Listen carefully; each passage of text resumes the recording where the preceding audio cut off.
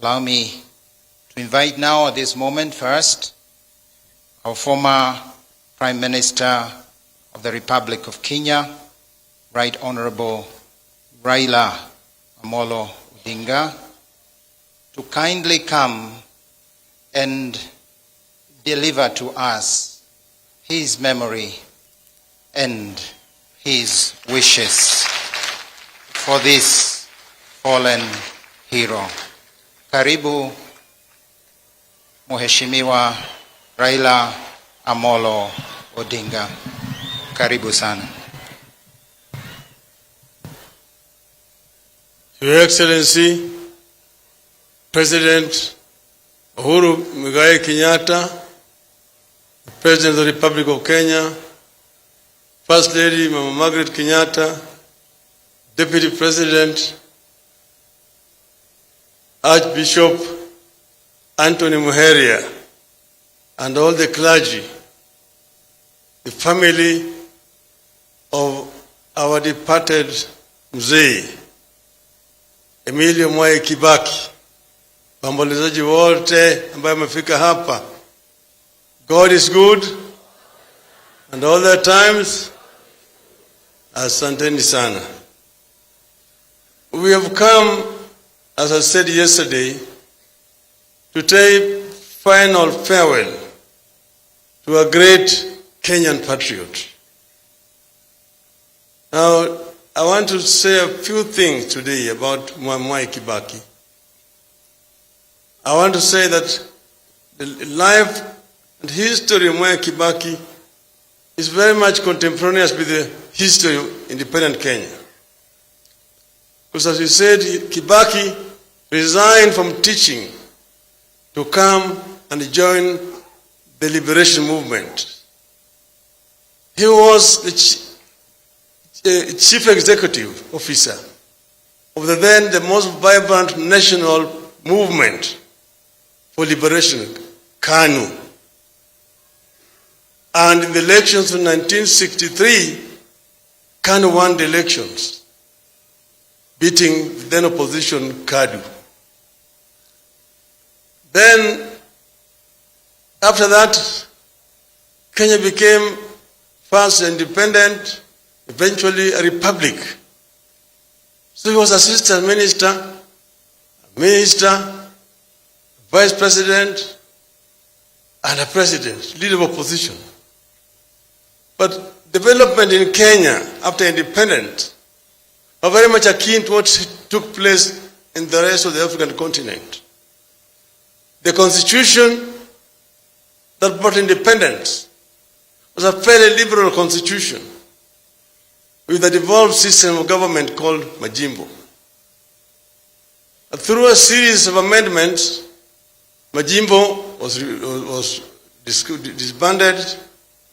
Then also several amendments were introduced to the constitution, which basically removed power from the periphery to the center. We ended up with a very authoritarian, or what we call imperial presidency. To cap it all, in 1982, they brought Section 2A, which introduced a single-party system. They was introduced by the then Minister for Justice and Constitutional Affairs, our friend Charles Njonjo. Mwai Kibaki is the one who seconded it. I'm saying this because it's good for us to say it. We have had a long discussion with him. He did not know the implications. He later on himself became a victim of it all. Because in 1988, they brought Mlolongo system of election. They called them that open democracy. Then, after that, they did the reshuffle and was removed from being vice president, made minister of health. He did not feel humiliated. He stayed there as a gentleman. Some of us were fighting for repeal of Section 2A. and reintroduction of multi-party politics. But because he was inside that system, he said that it is not possible to introduce a multi-party system. But those of us who are calling for it were like somebody cutting a mugumo tree, the razor blades. Fortunately, with the fall of Berlin Wall, the wind of change that was blowing in Eastern Europe began to also blow in Africa. And through it, Section 2A went. And now we are allowed to form a political party. And Kibaki said that in his deep mind, he has always cherished multi-party system. And immediately resigned from KANU to form DP. So he joined us. We were already then in Ford. And he joined DP. Then Ford also eventually split into Ford Kenya and Ford Asili. So we now have Ford Kenya, Ford Asili, DP. We try to bring these people together. Ken Matiba, Jaramogi, and Kibaki. Eventually tried to, with Kibaki's people, were negotiating. Uncle George Mohoho is here. And the late John Keane, Gengi Mugai, we tried to negotiate. It was not possible. And we said that if you guys don't agree to hang together, we shall be hanged separately. So we went to the elections, and truly they were hanged separately. One whole post there for Matiba, one for Kibaki, one for Jaramogi. So, but we came together now in the opposition. First Matiba was the leader, then Jaramogi. Then both of them eventually went. In 1997, we now tried to come together again. There was Kibaki, Amalwa Kijana, Charity Ngilu, and yours truly.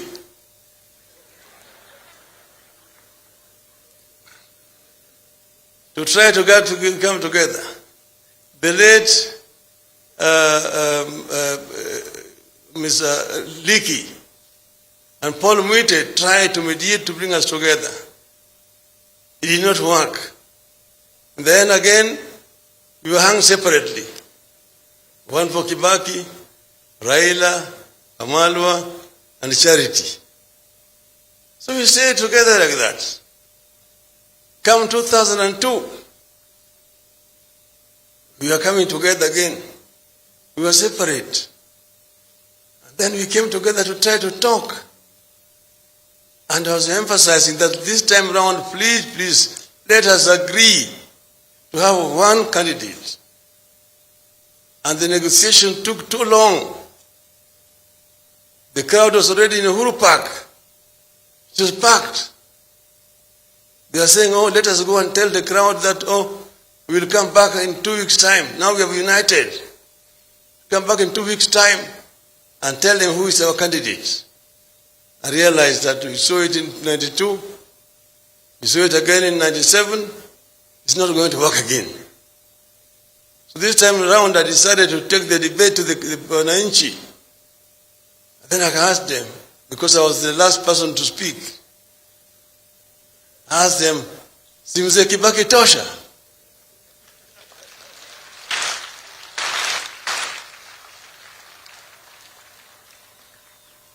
And the crowd roared back, Kibaki tosha, na wakaanza kuimba, yote yawezekana bila Moi. That is the NAC revolution. The rest is no details. But I was saying this because I saw where we were, and we had a long discussion with Mwai Kibaki. In my view, Mwai Kibaki had the knowledge, the experience that we needed in that period of transition. I got actually hit so hard. By the time I arrived home, my wife has received so many phone calls saying how I had messed up. But I said there's no going back. We'll move forward together with Mwai Kibaki. So I'm here with my wife Aida there, and my elder brother Dr. Uhuru. They've come here as the family of Jaramogi. Now we sat down and signed an MOU. That is what we are going to do after we form government. This famous or infamous MOU. And when we were negotiating, everybody was very fresh. Kibaki is the one who suggested we need only 3 months. We will have passed that new constitution. Unfortunately, when we left, we started the campaign. And we went for campaign in Kitui. We ran around and we slept in the residence of Mr. Musila, former PC. When we left, we went for rallies in Kitui town, came back to Kitui town. We were rushing back now to Nairobi. My car was leading. But then they told me Kibaki was in a rush for another appointment in Nairobi. So I let them pass. So we were following. Then we come toward the junction there, Machakos Junction, and the accident. So from there, we put them in a car, Musila's car, and we were following, coming to Nairobi. We were found in Nairobi Hospital. We arrived at Nairobi Hospital, and the crowd is there. He's taken inside and for treatment, emergency. The crowd was so anxious, what's happening? So I came out and I told them, look, our captain is injured, but the march will continue and we shall win this march.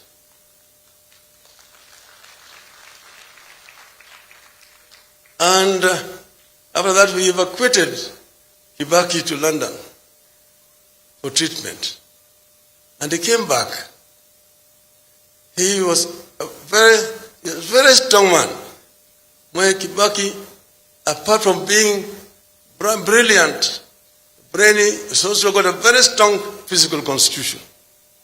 Because he has gone through several challenges that I know. Then, after that, when he came back, followed another one, which was now again admitted in Nairobi Hospital. So then now, we are victorious, we won the elections, and what happened is that a group that was around Kibaki, the reason why I've always said this is not Kibaki, there was a clique that was around him, which took charge. And they're the ones who were responsible for what happened, for relegation on the MOU that we had signed. But he said, some of our people making noise, oh, this is betrayal and so on. I said, no, this is not Kibaki. Let us stay in the government. Then came the issue of the Katiba. That those who did not want the Katiba that had been drafted. Then you know how it happened, bananas and oranges. And when that happened, then we were thrown out of government. We met again now in the elections. But when we met, then they were in crisis. We negotiated with Mwai Kibaki and eventually agreed that Kenya is bigger than all of us. So we must unite together in the interest of Kenya. We formed a grand coalition government. Kibaki president, yours truly the prime minister.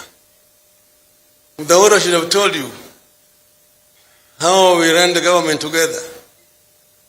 Because Francis, if there's somebody who was really responsible for the success of our government, is this gentleman, this old man called Francis Mdaura. He did not tell you the role that he has truly played in infrastructure development. In terms of roads, I was the one who took the pain of demolishing structures so that we could construct those roads. And I was censored in the cabinet, but Kibaki defended me in the cabinet.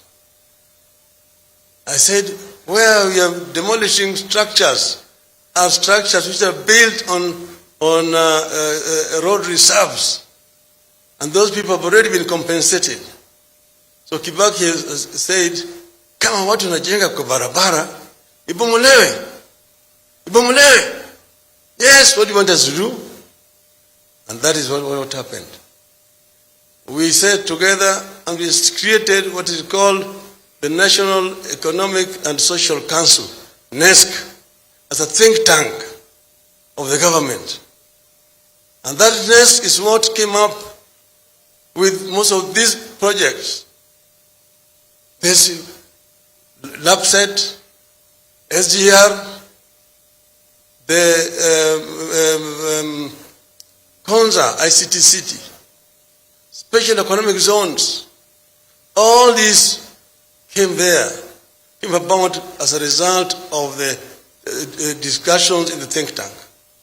What I want to say is that Mwai Kibaki is somebody with a clear foresight and is ready to negotiate and also to take in new ideas. And through that, he managed to open the government and get new progressive ideas about development. So here, we've come today to say goodbye to Mwai Kibaki. He was transformative. He came up with progressive ideas and he was able to bring all of us together and create a team that was ready to work for Kenya and say that Kenya first, everybody else is second. And therefore, we are paying a tribute to a great Kenyan leader. Fare thee well, Mwai Kibaki.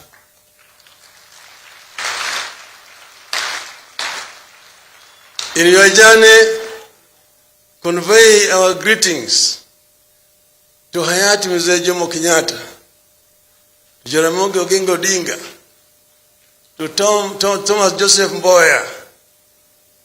Say farewell also to Nyayo when you meet him. Rest in peace. Thank you. Thank you, Right Honorable Raila Odinga.